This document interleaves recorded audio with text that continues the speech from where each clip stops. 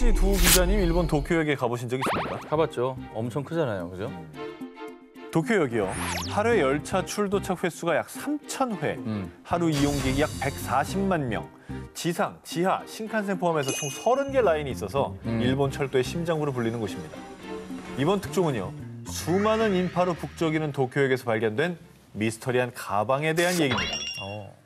2015년 5월 31일, 일본 도쿄역의 수화물 보관소. 한 직원이 한 달간 주인이 나타나지 않은 노란색 여행용 가방 속을 확인했습니다.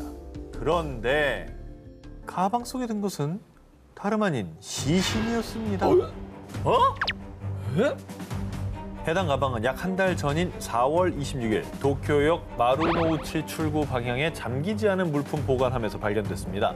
이후 가방은 수화물 보관소로 옮겨졌고 보관 기한인 한 달이 지나도 주인이 나타나지 않자 한 직원이 가방 속에 단서가 있나 싶어서 열어서 확인했던 거죠. 야, 근데 진짜 간이 크다. 그렇게 사람 많이 오가는 그곳에 그걸 들고 나타나다니. CCTV도 엄청 많을 텐데. 그러니까. 뭔 생각이지? 분명히 지켰을 것 같은데. 경찰은 해당 시신의 신원 확인과 범인 수색을 위해 CCTV 영상 분석에 돌입한다고 전해졌고요. 특히 조사를 통해 가방 속 시신은 키가 약 140cm의 마른 체형에 틀니를 착용한 70에서 90대의 여성으로 추정됐습니다만 그러나 한 달간에 이미 시신의 부패가 진행된 상태로 시신의 신원 확인은 불가능했습니다. 그렇겠지. 그래도 아까 그 물품 보관함 위치도 그 출구 계단 바로 앞에 있더라고요. 그리고 그 하루 유동인구가 140만 명이면 증언도 엄청났을 것 같은데. 그러나 용의자를 봤다는 유력한 목격자는 결국 나타나지 않았다고 합니다. 그래도 CCTV. 그래. 요즘에 CCTV가 발달돼서 진짜 사람이 어디서 어디까지 가는지 다 추적돼 나오더라고요. 사건 해결의 마지막 희망 CCTV를 분석해 본 결과 4월 26일 오전 8시에서 9시경 노란 가방을 보관함에 넣는 한 남성을 포착. 거봐요. 됐네. 나왔네. 됐네. 하지만 근데 CCTV 영상 속 해당 남성의 신원 파악 역시 실패하며 왜? 끝내 이 사건은 미제로 남게 됐습니다. 근데 이제 만약에 이게 살인 사건이라면 시신을 찾기 힘든 인적이 드문 산이나 이제 강에 유기하는 게 굉장히 흔한 케이스인데. 그런데 대체 왜 누가 저렇게 큰 역 한가운데 있는 물품 보관함에 유기한 걸까요? 이런 의문은 들어요. 1982년 9월 29일 약 3일 남짓한 사이에 시카고에서 7명이 사망하는 사건이 발생했습니다. 사망자가 모두 이제 시카고에 산다는 거죠. 연쇄살인 가능성이 있지 않습니까? 네. 근데 연쇄살인이어도 보통 그럼 피해자들끼리 어떤 연관성이 있어야 되는 거 아니에요? FBI의 조사 결과 밝혀진 피해자들의 공통점, 바로 사망한 사람들 모두 유명 제약회사의 진통제를 복용했다는 겁니다. 자, 진통제를 조사한 결과 진통제에서 치사량의 약 10,000배에 해당하는 청산가리 검출. 뭐야? 즉, 피해자들은 모두 독극물이 된 진통제를 먹고 사망한 겁니다. 사인이 너무 명백한 거 아닙니까? 그렇죠.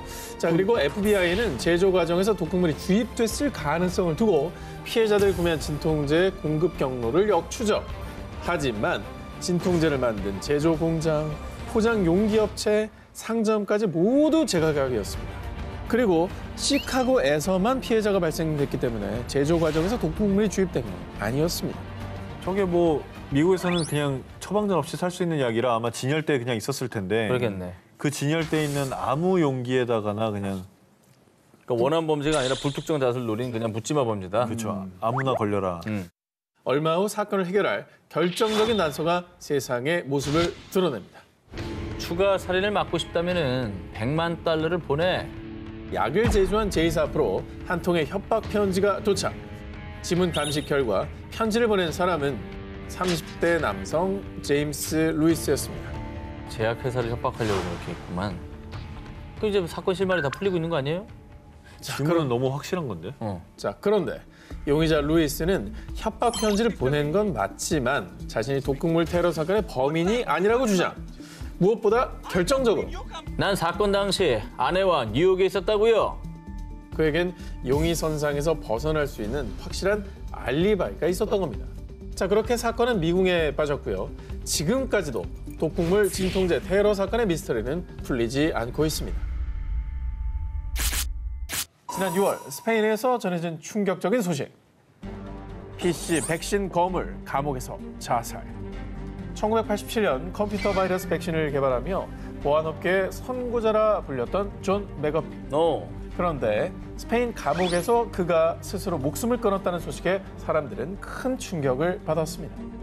그 PC 백신의 선구자잖아요, 저분이. 그렇죠. 근데 어쩌다가 스페인 감옥에서 생을 마감한 거예요. 존은 컴퓨터 보안업계에 한 획을 그었지만 이후 폭행, 살인 등 각종 범죄에 연루됐고요. 급기야 지난해 탈세 혐의로 미국 검찰에 기소되기까지 했습니다. 그리고 수년 동안 도피 생활을 해왔던 존은 지난해 스페인에서 체포. 그런데 미국 송환을 앞두고 갑자기 구치소에서 목숨을 끊은 겁니다. 이유가 있었을까? 미국으로 가면 뭐 형량이 확 높아질 거였다든지. 뭐 명예 때문에 그럴 수도 있고. 아닌가? 이 사람이 뭔가 미국 정부에 가서 밝히면 안 되는 모은 비밀이 있거나 뭐 이랬나? 자, 그런데 그의 죽음을 두고 이 충격적인 주장이 제기되었습니다. 맥아피는 알아선 안 될 정보를 알고 있어서 자살 당한 거다. 뭐야? 나의 추리하고 지금 비슷한 거예요? 그렇죠. 자, 미국의 극우 음모론 집단 큐어넌을 중심으로 일부 음모론자들 사이에서는요, 그가 미국 정부의 기밀 정보를 가지고 있었으며, 그래서 그의 입을 막기 위해 살해한 뒤 자살로 위장했다라고 주장했고요. SNS에서 샵 맥아피 didn't kill himself라는 해시태그 운동까지 벌였습니다. 아니 근데 그럴 만한 정보를 진짜 알고 있었던 거예요? 알고 있을 수 있는 위치잖아요. 그렇긴 하네요. 보안이니까. 음모론자들이 존이 자살당했다는 음모에 혹한 또 다른 이유. 내가 자살했다고 하면 믿지 마세요. 진짜 나인지 알도록 오른팔에 문신을 했습니다. 만약 내가 체포되거나 실종되면 엄청난 양의 기밀이 공개될 겁니다. 또 어떤 기밀을 갖고 있었어요? 이 사람이. 자, 그가 어떤 기밀을 알고 있었는지는 정확히 밝혀진 건 없습니다. 존은 생전에 자신이 정부와 CIA 요원, 바하마 공무원들의 부패와 관련된 파일을 수집했다고 주장했는데요. 그래서 음모론자들은 그가 죽임을 당했다고 주장했고요. 그리고 심지어 또 다른 음모론자들은 사망한 존은 가짜이며 진짜 존은 아직 살아있다고 주장하기도 했습니다. 근데 사망한 존이 가짜라는 주장이 있다면 존이 얘기한 대로 네. 이 문신을 좀 찾아보면 되지 않나요? 저 공개하면 되잖아요. 그 시신의 그래요. 팔을 딱 공개하면 되지 않나요?